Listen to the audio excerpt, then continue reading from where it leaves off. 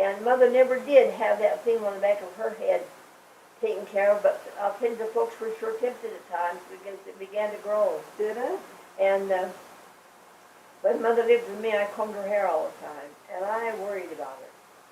I was worried about that. And you know, between you and me, I think that turned cancer. Really, Mom? I sure do.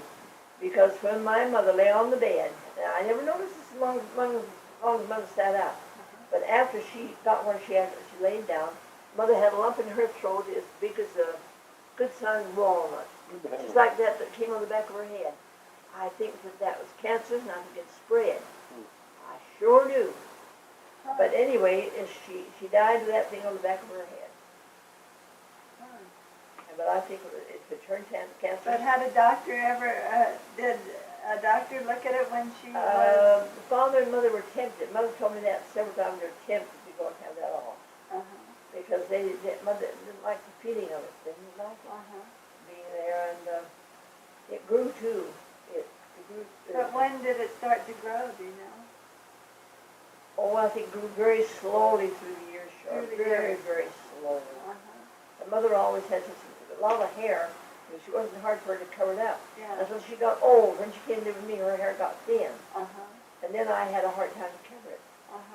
But that time, of course, we wouldn't even think of touching it. But anyway, that's where it was. Oh, now you asked me to tell about my mission, a little about my mission.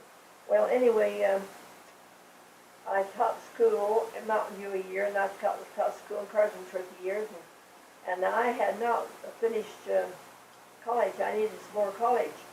So I decided to come down to the University of Utah and get my degree. So I've been saving my money, and I had some money saved up to come to college, come down here on. I even had bought me a trunk and started packing. And this was long about August. And I taught Sunday school class, and one morning as I was coming out of Sunday school, the bishop said, "Rubie, come into my office. I want to talk to you a minute before you go home." And I went in, and I sat down, and he said, "Rubie, we'd like you to go on a mission." Oh, I said, "Bishop, I can't do that." He said, "Why not?" I said, "Because I'm going to school." I said, "I'm getting all ready to go to school. Can't go." He said, I didn't ask for your answer. I didn't ask for your decision now." He said, "You go home, and you think this over, and you pray about this, and you talk to your father and mother. Then I'll ask you later on." He knew how to handle things, didn't he? And so when I walked away from the church that day, I tell you, I was surely in a dither. I'd always done what the bishop had asked me to do, and here I was. I never so disturbed in my life. And as I walked along that, I can see myself walking along the sidewalk there, the old board sidewalk, thinking and wondering about it. And before I got to the house, I decided I cannot afford not to do what the Lord wants me to do. I've got to do what the Lord wants me to do. If He wants me to go on this mission, I'll have to go.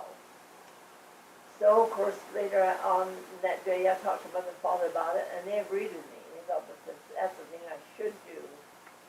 And so I was to come down here to be in Salt Lake City. We had no temple there then. The building was not finished. I was to come down here to go through the temple and be set apart to go on a mission. And I got my call to go to Eastern Canada.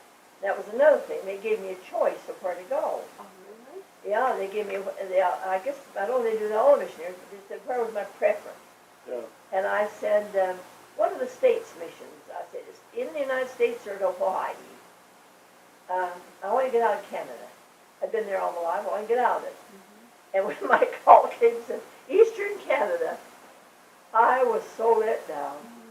I thought, oh, the things I can't get out of this darn country. So, but anyway. How did you travel to Salt Lake? Was there a train all the way from Yes, Cardston there was to a Salt train. Lake? There came a train in those days. All by yourself, Mom? And so, let me think about that for a minute. No. Mother came with me. Oh, really? Yes, she did. Wow. I'll tell you how I remember. Because I got my recommend from the bishop, and I called the state president to see if he'd sign it. He said, Rubie, I'll see you in Salt Lake. Now, he always came to conference. President would never miss, ever. He said, for some reason he couldn't sign it right then. Mother and I were just about ready to leave. He said, I'll see you and sign it in conference, in Salt Lake. Well, when we got to Salt Lake, something had happened and he couldn't get here. Oh my goodness. And we were in the desert. So we went to the temple. The morning I was supposed to go to the temple. And Mother and I went to the temple. Mother had her recommend. And we got there, and a man by the name of Smith was at the door in charge. And he says, who's your stake president? And I told him, well, he hasn't signed this. And I told him the circumstances. I said he was going to do it. He has never come. Now, I don't know what I'm going to do. And Smith was really nasty. We can't let you in here. You can't get in here without this being properly signed. He was just as snippy and nasty as he could be. And I almost cried right there on the spot. And when we turned to go away, I said to Mother, I'm going home. I'm not going to go on this mission. I cried then. I said, I'm not going to go on a mission when they treat me that way. I said, I'm not going to do it. Mother said, you just hold your horses. She said, we'll get this fixed up. You come go with me. So we walked over to 47 South Devil Street. Went in that big building. And Mother said, looked at the directory, and she said, certain floor. And we went to a certain floor and went to the door of Brother Penrose. He was one of the Councelors. Charles W. Penrose.